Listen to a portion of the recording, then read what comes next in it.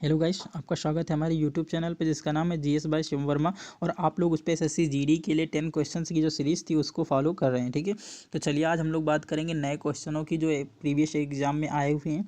तो चलिए हम लोग बात करते हैं क्वेश्चन नंबर 10 की। लेकिन ये 10 जो है इससे पहले मैंने 10 क्वेश्चन करवा दिए हैं। तो अगर आप लोगों ने वो वीडियो नहीं देखा है तो उसको पहले देख लीजिए, ताकि आपके हर एक वीडियो जो है हर एक क्वेश्चन क्या है आपको तैयार हो सके। तब तक 1000 क्वेश्चनों को मैं करवाऊँगा और 1000 क्वेश्चनों में गारंटी है कि आप लोगों के सारा का सारा जीएस का पोर्शन यहाँ से फंसने वाला है। बस आप लोग इसका एक्सप्लेनेशन और यहाँ के क्वेश्चनों को देखते रहिए, ठीक है। तो चलिए क्वेश्चन नंबर 10 को हम लोग डिस्कशन करते हैं। लेकिन आप लोग चैनल पे नए हैं तो चैनल को सब्सक्राइब कर लीजिए, और अगर वीडियो को शेयर नहीं किया है तो अभी जल्दी से उठाइए और जल्दी से इसको शेयर कर दीजिए। चलिए क्वेश्चन नंबर देखते हैं हम लोग। 10 क्वेश्चन नंबर लिखा हुआ है, क्षेत्रफल की दृष्टि से निम्नलिखित देशों का सही अवरोही क्रम क्या है। तो सबसे पहले मैं अवरोही क्रम के बारे में आपको बता दूं कि अवरोही क्रम होता क्या है। तो अवरोही क्रम का मतलब होता है जो बड़ा होता है बड़े से छोटे की ओर, ठीक है। बड़े से छोटे की ओर जो देश स्थापित हैं उनको कहते हैं कि अवरोही, ठीक है, अवरोही। और यानी कि आरोही किसको बोलते हैं, तो आरोही बोलते हैं छोटे से बड़े की ओर। किसको? छोटे से बड़े की ओर। छोटे से बड़े की ओर जो देश हैं उनको बोलते हैं आरोही क्रम, और जो बड़े से छोटे की ओर होते हैं उसको बोलते हैं क्या? उसको बोलते हैं अवरोही, ठीक है। तो आपसे पूछ रहा है कि अवरोही क्रम में कौन से देशों का सही क्रम है, आपको इसको फाइंड करना है। तो सबसे पहले ब्राज़ील, अर्जेंटीना, ऑस्ट्रेलिया, भारत। यहाँ से बताना है क्या ब्राज़ील जो है पहले नंबर में कह रहा है ब्राज़ील जो है बड़ा है अर्जेंटीना से, बिल्कुल सही है। अर्जेंटीना ऑस्ट्रेलिया से बड़ा है क्या? तो नहीं। इसका मतलब ये पहला ऑप्शन क्या हो गया? गलत हो गया। दूसरा देख लीजिए, ब्राज़ील अर्जेंटीना से तो बड़ा है, लेकिन अर्जेंटीना भारत से बड़ा नहीं। इसका मतलब दूसरा ऑप्शन भी क्या हो गया? खत्म हो गया। तीसरा देख लीजिए, ब्राज़ील जो है ऑस्ट्रेलिया से बड़ा है, हाँ बड़ा है। ऑस्ट्रेलिया भारत से बड़ा है, बिल्कुल बड़ा है। भारत अर्जेंटीना से बड़ा है, बिल्कुल बड़ा है। इसका मतलब हमारा ऑप्शन नंबर क्या हो गया? सी नंबर बिल्कुल करेक्ट हो गया। तो option number C is correct, ठीक है। लेकिन मैं इसको मैप से बताने की कोशिश करूंगा कि इससे बड़े भी तो देश हैं, इससे बड़े भी देश हैं, उनके बारे में भी हमको जानना है। चलिए 3D मैप मैंने लगाया है, इसको मैप में आप लोग देखिए। यहाँ पे सबसे पहला देश जो विश्व का सबसे बड़ा देश जो क्षेत्रफल के अनुसार है उसकी बात करेंगे तो ये यहाँ से लेके यहाँ तक पूरा ये जो देश आपको दिख रहा है ना, ये एक देश है, इसको बोलते हैं रूस। कौन सा देश है? ये रूस है, और ये विश्व का सबसे बड़ा देश है। इसका मतलब फर्स्ट नंबर पे रूस आएगा। रूस के सामने आप लोग चले जाना यहाँ पर, और यहाँ पर एक देश स्थित है जिसको बोलते हैं कनाडा। क्या बोलते हैं? कनाडा। और ये विश्व का दूसरा सबसे बड़ा देश है, ठीक है। यहाँ पर एक देश स्थित है यहाँ पर, ठीक है, इसको बोलते हैं चीन, यानी कि चमगादड़ों का देश चीन। और चीन जो है तीसरे नंबर पे आता है। और चीन के बाद चौथा नंबर जो है यूएसए का आता है, ठीक है, यूएसए का आता है। और यूएसए कितने नंबर पे है? चौथे नंबर पे। इसके बाद पाँचवें नंबर पे यूएसए के नीचे चले आना आप लोग, और ये वाला जो देश आपको दिख रहा है ये वाला, ये है ब्राज़ील। कौन सा है? तो ये ब्राज़ील देश है, और ये विश्व का 5वां सबसे बड़ा देश है। ब्राज़ील के जस्ट सामने इधर आ जाना आप लोग, और इधर है ऑस्ट्रेलिया। ये कौन सा देश है? ये ऑस्ट्रेलिया देश भी है और एक महाद्वीप भी है, ठीक है। एक महाद्वीप भी है और एक देश भी है। तो ये आता है 6वें नंबर पे। ऑस्ट्रेलिया के जस्ट सामने इधर आ जाना ऊपर, तो ये है हमारो भारत, ठीक है। ये भारत है, और भारत विश्व का 7वां सबसे बड़ा देश है। और 7वें के बाद यहाँ पे एक देश है, यानी कि इसके यहाँ पर देश है जिसको बोलते हैं अर्जेंटीना, ठीक है। क्या बोलते हैं उसको? अर्जेंटीना बोलते हैं। और अर्जेंटीना जो है 7वां विश्व का बड़ा देश है, ठीक है। तो आप लोगों को क्रम में सजाने में अब तो कोई तकलीफ नहीं होगी ना, मैंने सारे के सारे देश बता दिए। एक बार फिर से रिपीट कर लीजिए।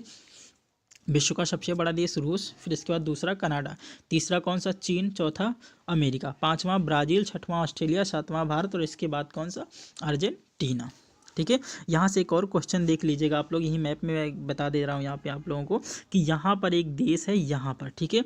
उसको बोलते हैं कि वो देश है यहाँ पर, ठीक है। उसको बोलते हैं कजाकिस्तान। क्या बोलते हैं? कजाकिस्तान, ठीक है, कजाकिस्तान। और ये विश्व का सबसे बड़ा देश है, 10वां सबसे बड़ा देश है, विश्व का 10वां सबसे बड़ा देश है। लेकिन लैंड लॉक्ड देशों की अगर बात करेंगे तो ये विश्व का सबसे बड़ा देश है, यानी कि चारों ओर जो भूमि से घिरा देश है वो सबसे बड़ा कौन सा हो जाएगा? कजाकिस्तान जो है। लेकिन वैसे इसका नंबर 10वां है, लेकिन लैंड लॉक्ड कंट्री में ये पहले स्थान पे आता है। ये एग्ज़ाम, ये जो क्वेश्चन है अभी यूपी SSSC पेट में पूछा गया था। यूपी SSSC जो पेट का पेपर हुआ 2022 में, उसमें ये अभी पूछा गया था कि विश्व का सबसे बड़ा लैंडलॉक कंट्री कौन सा है, तो कजाकिस्तान उसका राइट आंसर हो जाएगा। ठीक है, तो चलते हैं इसके एक्सप्लेन की।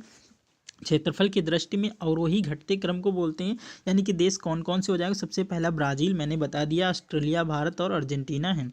विश्व के देश जो क्षेत्रफल की दृष्टि से अवरोही क्रम में बात करें तो कनाडा सबसे पहले, रूस, फिर कनाडा, चीन, USA, ब्राज़ील, ऑस्ट्रेलिया और भारत, अर्जेंटीना है। ठीक है, इसके बाद अगर बात करेंगे भारत के प्रति, भारत के यानी कि यहाँ पे लिख लेना तटीय, यहाँ पे तटीय होना चाहिए, यहाँ प्रति नहीं, तटीय।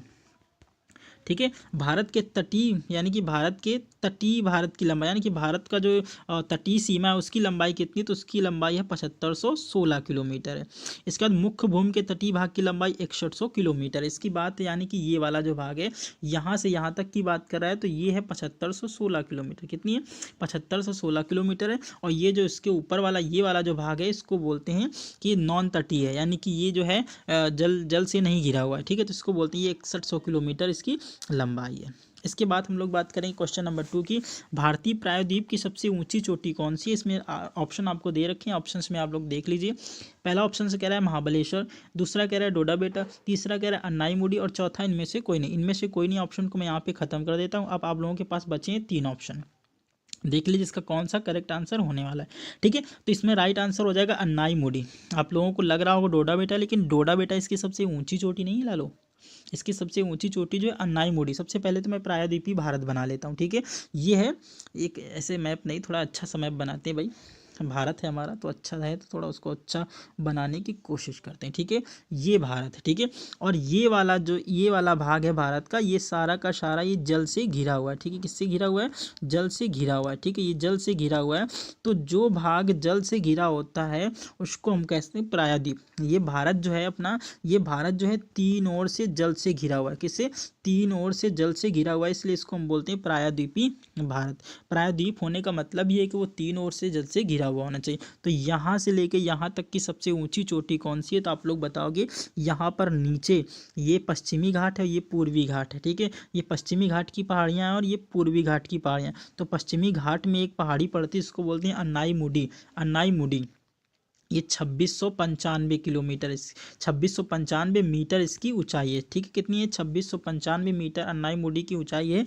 और यहाँ से अगर डोडा बेटा की बात करें तो ये 2633 मीटर इसकी क्या है, ऊंचाई है। ठीक है, डोडा बेटा की 2633 और 2695 किसकी, अन्नाईमुडी की। और ये जो नीलगिरी है ना, यहाँ पर नीलगिरी की पहाड़ी है, और नीलगिरी की सबसे ऊंची चोटी कौन सी है, तो डोडा बेटा है। ठीक है, डोडा बेटा है। नीलगिरी की सबसे ऊंची चोटी कौन सी है, डोडा बेटा है, डोडा बेटा है। और नीलगिरी के नीचे पश्चिमी घाट की पहाड़ी में एक चोटी है जिसका नाम है अन्नाईमुडी, और वो दक्षिण भारत की सबसे ऊंची चोटी यानी कि प्रायद्वीपीय भारत की सबसे ऊंची चोटी है। इसके बाद हम लोग मैप में देख लेते हैं, मैप में क्या क्या यहाँ से आने वाला है। तो सबसे पहले हम लोग ये बात करेंगे, यहाँ से एक पर्वत श्रृंखला है, इसको बोलते हैं अरावली पर्वत श्रृंखला। कौन सी है, अरावली पर्वत श्रृंखला। अरावली पर्वत श्रृंखला गुजरात, राजस्थान, हरियाणा और दिल्ली 4 राज्यों में फैली हुई है। कौन सी, अरावली पर्वत श्रृंखला। और ये भारत की सबसे पुरानी पर्वत श्रृंखला है, इसको बोलते हैं अरावली पर्वत।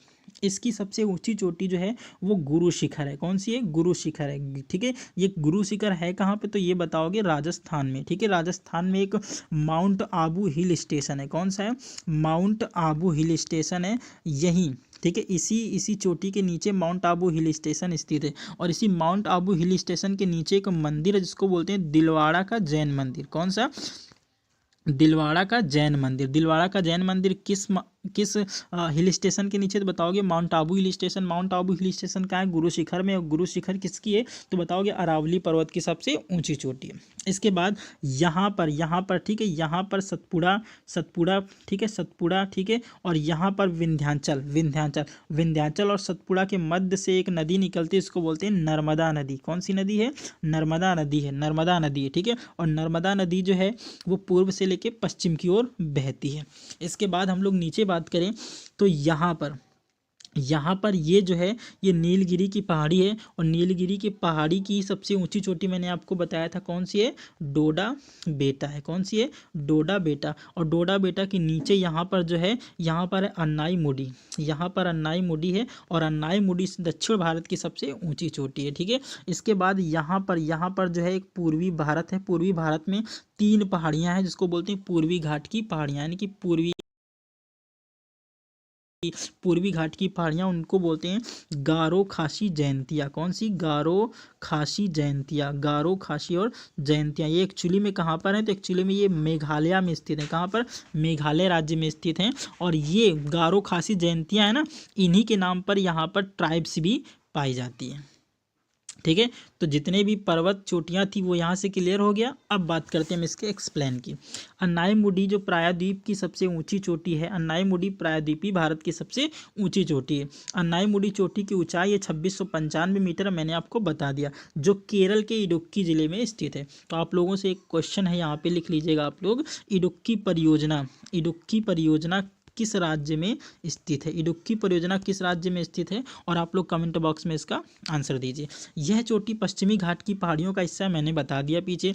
डोडा बेटा नीलगिरी की सबसे ऊंची चोटी, ये भी बताया अभी मैंने, और जिसकी ऊंचाई 2633 मीटर है, इसका सब हम लोग डिस्कशन कर चुके हैं। लेकिन महाबलेश्वर की बात नहीं की थी, तो महाबलेश्वर की ऊंचाई है 1438 मीटर। ठीक है, तो अब बात करते हैं क्वेश्चन नंबर नेक्स्ट की। क्वेश्चन नंबर नेक्स्ट देखिए, दूसरी पंचवर्षीय योजना की रूपरेखा किसने तैयार की थी। तो इसका ऑप्शन नंबर ए है BN गॉडगिल, दूसरा है BKR राव, तीसरा है PC महालनोबिस, और चौथा है CN वकील। तो इसका राइट आंसर हो जाएगा तुम्हारा यहाँ से कि ये जो तुम्हारा PC महालनोबिस दिया हुआ है ना, यही इसका क्या हो जाएगा, राइट आंसर हो जाएगा, यानी कि C नंबर क्या हो जाएगा, इसका करेक्ट हो जाएगा। सबसे पहले सेकेंड पंचवर्षीय योजना की हम लोग बात करेंगे। सेकेंड पंचवर्षीय योजना, second 5 year plan, second 5 year plan की बात करोगे तो इसकी शुरुआत जो है 1956 से लेके 1961 तक की जाती। उस समय PM कौन थे तुम्हारे, तो PT जवाहरलाल नेहरू, यानी कि पंडित जवाहरलाल नेहरू थे। और राष्ट्रपति कौन हो जाएंगे, तो डॉक्टर राजेंद्र प्रसाद इसके कौन हो जाएंगे, राष्ट्रपति हो जाएंगे उस समय। ठीक है, इस पंचवर्षीय योजना में जो टारगेट था ना, वो भारी उद्योगों को रखा गया था। किसका, भारी उद्योगों को रखा गया था। ठीक है, भारी उद्योगों को रखा गया था, क्योंकि हम लोग प्रथम पंचवर्षीय योजना को क्या कर दिए थे, प्रथम पंचवर्षीय योजना में हम लोगों ने कृषि की बात की थी। कृषि का विकास हो चुका था, अब लोगों को रोजगार चाहिए था, रोजगार के साथ साथ हमें क्या करना था, हमें पैसे की जरूरत थी, वो पैसे की आमदनी भी पूरी हो, इसलिए हम लोग ये भारी उद्योगों की बात कर रहे थे। ठीक है, इसका हम लोग बात करेंगे इसके एक्सप्लेनेशन की। तो दूसरी पंचवर्षीय योजना की रूपरेखा जो है PC महालनोबिस ने तैयार की थी। दूसरी पंचवर्षीय योजना 1956 से लेकर 1961 तक चली थी, जिसको नेहरू महालनोबिस योजना के नाम से भी जाना जाता है। द्वितीय पंचवर्षीय योजना में प्राथमिकता जो है भारी उद्योगों को दी गई थी, चिकित्सा, स्वास्थ्य आदि क्षेत्रों पर बल दिया गया था। इस योजना के दौरान भारत में 3 भारी उद्योगों को स्थापित किया जाता है, जिनमें पहला हो जाएगा राउरकेला इस्पात संयंत्र, जो उड़ीसा में स्थित है। इसके बाद भिलाई इस्पात संयंत्र जो है वो छत्तीसगढ़ में स्थित है, और लास्ट में एक है दुर्गापुर इस्पात संयंत्र, जो पश्चिम बंगाल में स्थित है। तो बहुत ही इंपॉर्टेंट क्वेश्चन है कि द्वितीय पंचवर्षीय योजना में कौन से भारी उद्योगों को शामिल किया गया था, तो कौन कौन से थे, राउरकेला, भिलाई और तुम्हारा दुर्गापुर इस्पात संयंत्र। ठीक है, कहाँ कहाँ पर है मैंने ये भी बता दिया। अब हम लोग बात करते हैं क्वेश्चन नंबर नेक्स्ट की। गुजरात में साबरमती आश्रम की स्थापना गांधी जी ने किस वर्ष की थी। साबरमती आश्रम की स्थापना पूछ रहा है यहाँ, तो ऑप्शन लिखा हुआ है A 1916, B 1917, C 1918 और D 1929।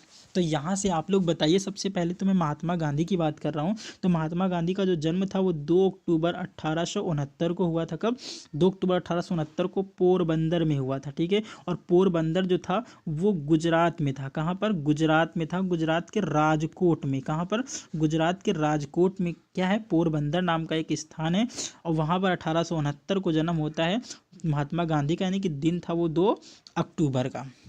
1869 में ही स्वेज नहर को खोला जाता है। ठीक है, स्वेज नहर को 1869 में खोला जाता है, जिसे मिस्र की कुंजी कहते हैं। किसे कहते हैं, तो इसे मिस्र की कुंजी कहते हैं। ये लाल सागर को भूमध्य सागर से जोड़ती है। किसको, लाल सागर को भूमध्य सागर से जोड़ती है कौन सी नहर, तो स्वेज नहर। ठीक है, 1869 में इसको खोला गया था, जिस दिन किसका जन्म हुआ था, जिस वर्ष जन्म हुआ था तुम्हारे महात्मा गांधी का। ठीक है, यहाँ से क्लियर हुआ।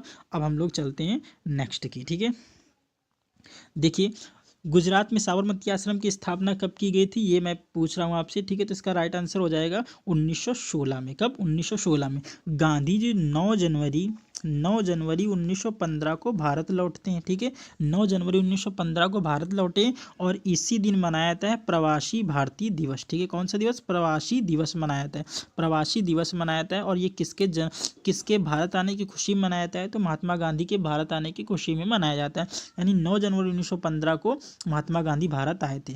अब पहले तो ये प्रतिवर्ष मनाया जाता था, लेकिन इसको अब 2 वर्षों में एक बार मनाया जाता है, ठीक है। 2023 में प्रवासी भारतीय दिवस मनाया जाएगा, क्योंकि पिछले बार 2021 में मनाया गया था। 2023 में किस राज्य के द्वारा प्रवासी भारतीय दिवस मनाया जाएगा?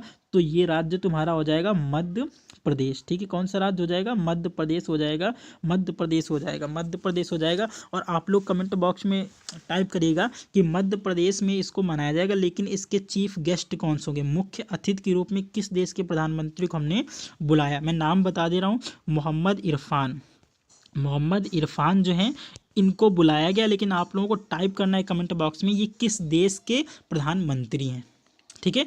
तो चलिए अब हम लोग बात करते हैं नेक्स्ट की। इसके बाद क्या हुआ? इसके बाद हुआ ये कि 1916 में महात्मा गांधी का 1915 में तो भारत आ जाते हैं। 1916 में ये क्या करते हैं? 1916 में ये करते हैं साबरमती आश्रम की स्थापना, ठीक है। किसकी स्थापना? साबरमती आश्रम की स्थापना 1916 में करते हैं। 1917 की बात करेंगे तो चंपारण सत्याग्रह महात्मा गांधी जी के द्वारा चलाया जाता है, जो नील किसानों का समर्थन करने गए थे। अंग्रेज जो है इनसे ज़बरदस्ती नील की खेती करवा रहे थे और इनकी मांगों को स्वीकार कराने के लिए महात्मा गांधी चंपारण जाते हैं। और ये फैसला लिया गया था 1916 के लखनऊ अधिवेशन में। कब? 1916 का लखनऊ अधिवेशन हुआ था।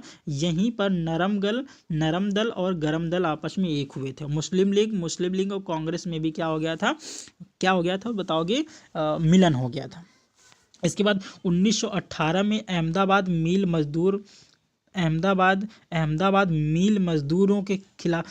मजदूरों का साथ देते हैं महात्मा गांधी और इनकी भी मांगों को पूरा करवाते हैं।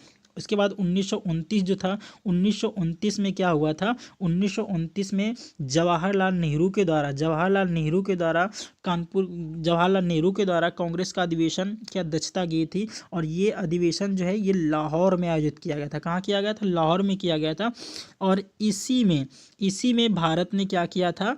पूर्ण स्वराज्य की मांग रखी थी। सर्वप्रथम पूर्ण स्वराज्य की मांग किसके द्वारा रखी गई थी? जवाहरलाल नेहरू के द्वारा। और किस अधिवेशन में? तो 1929 का अधिवेशन कहाँ हुआ था? तो लाहौर में हुआ था। कहाँ हुआ था? लाहौर में हुआ था। और लाहौर वर्तमान में कहाँ है? तो ये POK के यानी पाकिस्तान में, ठीक है। तो चलिए इसका एक्सप्लेन देख लेते हैं हम लोग। गुजरात में अहमदाबाद जिला में साबरमती आश्रम की स्थापना 1916 में गांधी जी द्वारा की गई थी। साबरमती आश्रम से गांधी जी ने 12 मार्च 1930 से की थी। यानी कि 12 मार्च से साबरमती आश्रम से गांधी जी ने कौन सी यात्रा की? तो दांडी यात्रा की। 12 मार्च को शुरू हुई और 6 अप्रैल को ख़त्म होती। और जब 6 अप्रैल 1930 को ख़त्म होगी तो इसी दिन से भारत में शुरू हो जाएगा सविनय अवज्ञा आंदोलन। 6 अप्रैल 1930 को महात्मा गांधी जी के द्वारा शुरू किया गया था। इसके बाद 1917 में गांधी जी ने भारत के प्रथम सत्याग्रह चंपारण के नील किसानों के लिए किया। 1918 में गांधी जी ने अहमदाबाद ट्रेड यूनियन की स्थापना की। इसे भारत में वास्तविक प्रथम ट्रेड यूनियन माना जाता है, ठीक है। अब हम लोग बात करते हैं क्वेश्चन नंबर नेक्स्ट की। गणेश महोत्सव का प्रारंभ किसने किया था? ये वाला क्वेश्चन आप लोगों के लिए बड़ा इंपॉर्टेंट, SSC GD वालों बड़ा इंपॉर्टेंट क्वेश्चन है ये तुम्हारे लिए, क्योंकि ये जो है SSC का फेवरेट क्वेश्चन है। ये SSC का फेवरेट क्वेश्चन, SSC ने ना जाने कितनी बार ये क्वेश्चन को पूछ रखा है। गणेश महोत्सव का प्रारंभ किसने किया था? ऑप्शन नंबर है महात्मा गांधी, B नंबर है पंडित जवाहरलाल नेहरू, C नंबर है इंदिरा गांधी और D नंबर है लोकमान्य बाल गंगाधर तिलक, ठीक है। तो इसका राइट आंसर हो जाएगा लोकमान्य बाल गंगाधर तिलक के द्वारा गणेश महोत्सव शुरू किया गया था, ठीक है। शिवाजी उत्सव भी किसके द्वारा शुरू किया जाएगा, तो लोकमान्य बाल गंगाधर तिलक के द्वारा शिवाजी उत्सव शुरू किया जाएगा। और ये भी कहाँ शुरू किया जाएगा, तो ये भी महाराष्ट्र में शुरू किया जाएगा। तो महाराष्ट्र में दो उत्सव, सबसे पहले गणेश महोत्सव और दूसरा शिवाजी महोत्सव, ठीक है। इन दोनों को बाल गंगाधर तिलक के द्वारा इसलिए शुरू किया गया था क्योंकि भारत की जनता को राष्ट्र के लिए एक करना चाहते थे, ठीक है, यानी कि राष्ट्र सेवा के लिए इनको एक साथ मिलाना चाहते थे, इसलिए गणेश उत्सव और शिवाजी उत्सव मनाया गया इनके द्वारा। इसके बाद इसी में हुआ क्या, इसी में जब इन्होंने ये गणेश उत्सव और शिवाजी उत्सव चलाया तो अंग्रेजों के द्वारा इन्हें भारत में अशांति का जनक कहा गया, ठीक है। अशांति का जनक कहा गया किसको, तो बाल गंगाधर तिलक को, ठीक। अशांति का जनक की संज्ञा दी गई, ठीक है, जनक की संज्ञा दी गई अंग्रेजों के द्वारा, ठीक है। यानी कि इसका राइट आंसर लोकमान्य तिलक हो जाएगा। अगर आप लोग क्या करना चाहते हैं, लोकमान्य तिलक के बारे में और अधिक पढ़ना चाहते हैं तो मैं डिस्क्रिप्शन बॉक्स में बाल गंगाधर तिलक के बारे में पूरा वीडियो मैंने सेपरेट से बना रखा है, उसको आप लोग देख लेना, मैं वहाँ पर उसको ऐड कर दूंगा। चलिए एक्सप्लेन देख लेते हैं इसका, हम लोग ऐड कर दूंगा। चलिए एक्सप्लेन देख लेते हैं इसका हम लोग। गणेश महोत्सव का प्रारंभ लोक बाल गंगाधर तिलक ने किया था, मैंने आपको यहाँ से बता दिया है। दूसरा, महाराष्ट्र में शिवाजी महोत्सव तथा गणपति पर्व आरंभ किए ताकि जनता में राष्ट्र सेवा की भावना जागे, मैंने आपको बताया। बाल गंगाधर तिलक का जन्म जो है 1893 में बाल गंगाधर तिलक ने गणेश उत्सव 1893 में शुरू किया। उन्होंने 1895 में शिवाजी उत्सव मनाना प्रारंभ किया। बाल गंगाधर तिलक को अंग्रेजों के द्वारा भारत में अशांति का जनक कहा गया था, ये भी मैंने डिस्कशन कर लिया है पहले ही। चलते क्वेश्चन नंबर 16 की बात करते हैं हम लोग। लखनऊ में 1857 के स्वतंत्रता संग्राम का नेतृत्व किसने किया था, तो जीनत महल, नाना साहब, हजरत महल या फिर तात्या टोपे। तो इसका राइट आंसर हो जाएगा हजरत महल। हजरत महल के द्वारा लखनऊ में 1857 की क्रांति का जो है ये क्या किया गया था, नेतृत्व किया गया था। एक्चुअली में अवध जो था ना, अवध के नवाब थे वाजिद अली शाह, नाम क्या था इनका, वाजिद अली शाह। वाजिद अली शाह की पत्नी का नाम था हजरत महल, ठीक है। वाजिद अली शाह के कोई बेटा नहीं था, ठीक है, इसीलिए लॉर्ड डलहौजी के द्वारा 1856 में शुरू की गई योजना के तहत इसको अपने राज्य में मिला लिया गया। उसको बोलते थे राज्य हड़प नीति। क्या बोलते थे, राज्य हड़प नीति। इससे क्या होता है, होता क्या है कि जो हजरत महल थी वो क्या कर लेती हैं, अपने आप में पूरी सत्ता को संभाल लेती हैं, क्योंकि जो वाजिद अली शाह ना, ये बहुत थोड़ा हम कह सकते हैं कि एक दिवालिया टाइप का व्यक्ति था, ठीक है। एक कहानी में तुमको यहाँ से बता रहा हूँ कि जब अंग्रेजों ने हजरत महल को हरा दिया और हजरत महल भाग गई कहाँ पर, नेपाल में, तो ये राजा इसलिए नहीं भागा क्योंकि ये बोल रहा था कि हमारे चप्पल पहना, यानी कि हमारे जूते पहनाने वाला कोई है नहीं, इसलिए ये भागा ही नहीं वहाँ से। अंग्रेजों ने इसको जूते पहनाया, उसी जूतों से इसको मारा दबा दबा के। ऐसा व्यक्ति कोई हो सकता है अंग्रेजों के खिलाफ, अगर अंग्रेजों के खिलाफ तुम लड़ रहे थे तो अंग्रेजों के डर से भाग जाना चाहिए था। इसको जूते पहनाने वाला कोई नहीं था, इसलिए भागा ही नहीं, है ना। एक बेवकूफ़ी वाली बात है। तो वाजिद अली शाह ना पहले ही शुरू से बेवकूफ़ था, ठीक है। तो इसका राइट आंसर हो जाएगा हजरत महल, ठीक है। इसके बाद तात्या टोपे जो थे ना, ये रानी लक्ष्मीबाई जो थी ना, उनके राजनीतिक गुरु थे, ठीक है। उनके गुरु कौन थे, तात्या टोपे थे। नाना साहब जो हैं ये कानपुर से अपना 1857 की क्रांति को कानपुर से लड़ेंगे। नाना साहब के साथ तात्या टोपे भी लड़ेंगे, लेकिन तात्या टोपे जो है, नाना साहब जब नेपाल भाग जाएंगे तो तात्या टोपे चले जाएंगे ग्वालियर, और ग्वालियर में किसके साथ, तो रानी लक्ष्मीबाई के साथ युद्ध लड़ेंगे अंग्रेजों से 1857 की क्रांति का। इसके बाद हम लोग देख लेते हैं एक्सप्लेनेशन की इसकी। लखनऊ में 1857 के स्वतंत्रता संग्राम का नेतृत्व हजरत महल ने किया, बिल्कुल सही। हजरत महल कादिर बिरजिस शाह की माता और संरक्षिका थी। हजरत महल को महक परी के नाम से भी जाना जाता था। वेरी इंपॉर्टेंट क्वेश्चन हो जाएगा। हजरत महल को महक परी के नाम से जाना जाता था। 1856 में लॉर्ड डलहौजी के कुशासन के आधार पर अवैध राज्य को मिला लिया गया। हजरत महल अवध के वाजिद अली शाह की पत्नी थी, मैंने आपको बताया अभी। बहादुर शाह सेकेंड की पत्नी का नाम जीनत महल था, और ये बहादुर शाह जो सेकेंड था ना, इसको अंग्रेजों के द्वारा भेज दिया गया था रंगून। कहाँ भेज दिया गया था, रंगून भेज दिया गया था, और इसकी मृत्यु जो है वो रंगून में हो जाती है। नाना साहब ने कानपुर से 1857 के स्वतंत्रता संग्राम का नेतृत्व किया था। तात्या टोपे लक्ष्मीबाई के गुरु थे और नाना साहब के सेनापति थे, मैंने ये पहले ही बता दिया है। अच्छा, क्वेश्चन नंबर 17 की बात करें। निम्नलिखित में से कौन विटामिन सी का सबसे अच्छा स्रोत है। मैंने अच्छा स्रोत नहीं पूछा है, मैंने सबसे अच्छा स्रोत पूछा है। संतरा, सेब, गाजर या फिर आंवला, तो इसका राइट आंसर हो जाएगा संतरा जो है वो संतरा जो है ना ये सबसे अच्छा स्रोत है किसका, विटामिन सी का। है तो संतरा भी, लेकिन सबसे ज़्यादा जो अच्छा स्रोत है वो क्या है, आंवला है। इसके बाद हम लोग बात करते हैं एक्सप्लेन की। विटामिन सी का सबसे अच्छा स्रोत आंवला है। विटामिन सी का रासायनिक नाम एस्कॉर्बिक अम्ल है। इसके बाद ताजे आंवले में संतरे से ज़्यादा विटामिन सी प्राप्त होता है। विटामिन सी का स्रोत सभी खट्टे रसदार फल होते हैं, जैसे करौंदा, नींबू, अमरूद, संतरा आदि। विटामिन सी को एस्कॉर्बिक एसिड के नाम से जाना जाता है। विटामिन सी की कमी से स्कर्वी, मसूड़ों का फूलना जैसे रोग हो जाते हैं, यानी कि विटामिन सी की कमी हो जाएगी तो दांतों में मसूड़े फूल जाएंगे, मसूड़ों से ब्लड आएगा, जिसको हम पायरिया रोग कहते हैं ना, वही रोग इनसे हो जाता है। विटामिन ई को टेकोफेरॉल कहते हैं। विटामिन ई की अगर आपको कमी हो जाएगी तो आप जो, पहली बात तो ये पुरुषों में नहीं होता, ये महिलाओं में होता है विटामिन ई की कमी, और महिलाओं में जब इसकी कमी हो जाएगी तो महिलाएं जो हैं इनकी जनन जो क्षमता है ना वो कमज़ोर हो जाएगी, यानी कि वो माँ बनने में बहुत उनको तकलीफ होगी, यानी कि माँ बन ही नहीं सकती अगर विटामिन ई की कमी हो जाए पूरी तरह से। विटामिन ई को कैल्वियोक्विनोन कहा जाता है, ठीक है, फिलोक्विनोन यहाँ पर ना बना देना आप लोग, यहाँ पर फिलोक्विनोन, ठीक है, फिलोक्विनोन कहा जाता है। इसकी कमी से रक्त का थक्का नहीं जमता, ये विटामिन के, ठीक है, ये विटामिन के है, ठीक है, विटामिन के की कमी से, विटामिन के यहाँ पे लिख लेना, विटामिन के की कमी से क्या होता है, रक्त का थक्का नहीं जमता है, ठीक है। चलिए अब हम लोग बात करते हैं आगे। हड़प्पा कालीन स्थलों में अभी तक किस धातु की प्राप्ति नहीं हुई है? तो पहला ऑप्शन है तांबा, दूसरा स्वर्ण, तीसरा चांदी और डी नंबर हो जाएगा लोहा। जिसका राइट आंसर हो जाएगा लोहा, ठीक है। तो लोहा में हड़प्पा कालीन स्थलों में से जो लोहा है ना उसकी खोज जो है अभी तक नहीं हुई है, ठीक है, उसकी खोज हड़प्पा कालीन में नहीं थी, या फिर ये कह सकते हैं कि हड़प्पा कालीन में लोहा का प्रचलन था ही नहीं। तांबे के यानी कि तांबे के सबूत मिल गए हैं, सोना भी मिल चुका है, चांदी भी मिल चुका है, लेकिन लोहा का जिक्र आज तक कहीं नहीं किया गया है। हड़प्पा कालीन स्थल में अभी तक लोहा धातु की प्राप्ति नहीं हुई है। हड़प्पा सभ्यता एक कांस्य युगीन सभ्यता थी। यहाँ से तांबा, कांसा और चांदी आदि धातुएं मिली हैं। वस्तुतः हड़प्पा कालीन लोग लोहे से परिचित नहीं थे। भारत में लौह युग का प्रारंभ उत्तर वैदिक काल लगभग 950 ईसा पूर्व माना जाता है। अब बात करें क्वेश्चन नंबर नेक्स्ट की। हाल ही में भारत और अमेरिका के तटरक्षक बलों ने कहाँ पर संयुक्त एक्सरसाइज अभ्यास का आयोजन किया है, ठीक है। ये जो है ना ये 14 नवंबर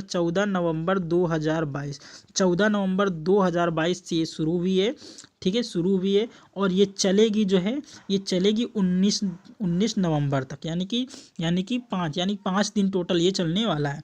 इसका आयोजन कहाँ किया गया? चेन्नई, विशाखापत्तनम, नई दिल्ली या फिर हवाई द्वीप, ठीक है। इसका राइट आंसर क्या हो जाएगा? चेन्नई में इसका आयोजन किया गया। भारत और अमेरिका के तटरक्षक बलों के बीच संयुक्त एक्सरसाइज अभ्यास का आयोजन भारत के चेन्नई शहर में किया जा रहा है। भारत और अमेरिका के बीच वज्र प्रहार नामक एक्सरसाइज की जाती है। वज्र प्रहार भारत और अमेरिका के बीच की जाती है, जिसको हाल ही में हिमाचल प्रदेश में आयोजित किया गया। अब हम कुछ एक्सरसाइज की बात कर लें किन किन देशों के बीच आयोजित की जाती है। सबसे पहले रिम्पैक एक्सरसाइज जो है इंडिया प्लस अमेरिका के साथ की जाती है। मिलन एक्सरसाइज अभी हाल ही में हुई विशाखापत्तनम में। पिच ब्लैक एक्सरसाइज ऑस्ट्रेलिया में हुई है।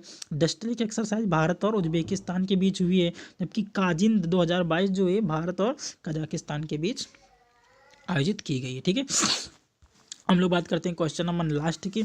अक्सर चर्चा में रहने वाला अंबेडकर सर्किट, ठीक है, अंबेडकर सर्किट यहाँ पे होना चाहिए। अंबेडकर सर्किट का कौन सा स्थान शामिल नहीं है, यानी कि अंबेडकर सर्किट में कौन सा स्थान शामिल नहीं है? महू, लंदन, नागपुर या फिर कानपुर। तो इसका राइट आंसर क्या हो जाएगा? इसका राइट आंसर हो जाएगा कानपुर, ठीक है। इसके एक्सप्लेन की हम लोग बात कर लेंगे। अंबेडकर सर्किट की स्थापना 2016 में की गई थी। अंबेडकर सर्किट का संबंध है डॉक्टर भीमराव अंबेडकर से, यानी कि भीमराव अंबेडकर कहाँ कहाँ गए थे, कहाँ कहाँ उन्होंने शिक्षा प्राप्त की, कहाँ उनका जन्म हुआ था, कहाँ उनकी दीक्षा हुई, ठीक है। ये सारी की सारी बातें यहाँ पर की जाएंगी, उसको बोलते हैं अंबेडकर सर्किट। सबसे पहले 2016 में इसकी स्थापना हो गई थी। पंचतीर्थ बाबा साहब से जुड़े प्रमुख स्थल, यानी कि 5 ऐसे स्थलों को शामिल किया गया है इसमें जो बाबा साहब से जुड़े हों। सबसे पहला जन्म जो है 14 अप्रैल 1897 को महू में हुआ था, तो ये एक पहला तुम्हारा पंचतीर्थ हो गया। दूसरा शिक्षा इनकी लंदन में हुई थी, तो वहाँ पर भी बनाया गया है। तीसरा दीक्षा भूमि इनकी नागपुर है, क्योंकि इनके पिता आर्मी में थे, उनका ट्रांसफ़र हो जाता है मुंबई में और ये वहाँ से शिफ्ट हो जाते हैं नागपुर में। चैत्य भूमि की बात करोगे तो मुंबई है, और महापरिनिर्वाण इनका दिल्ली में हुआ था। स्टैचू ऑफ नॉलेज जो है, इसको हाल ही में बाबा साहब की मूर्ति बनाई गई है, और वो कहाँ स्थित है? लातूर महाराष्ट्र में स्थित है। मूक नायक पत्रिका बाबा साहब के द्वारा लिखी गई थी, मैंने पिछले दिनों में भी किए इसका जिक्र किया था। तीनों गोलमेज सम्मेलन में भाग लेने वाले एकमात्र भारतीय कौन थे? तो डॉक्टर भीमराव अंबेडकर जो थे वो एकमात्र भारतीय थे, ठीक है। और अगर डॉक्टर भीमराव अंबेडकर के बारे में आपको सेपरेट वीडियो चाहिए तो मैं इसको डिस्क्रिप्शन बॉक्स में इसको भी मैं डाल दूंगा, ठीक है। तो आप लोग वहाँ से पढ़ लीजिएगा इसको, ठीक है। तो आज का वीडियो कैसा लगा आप लोग कमेंट बॉक्स में ज़रूर टाइप करके बताएं, और डेली ऐसे ही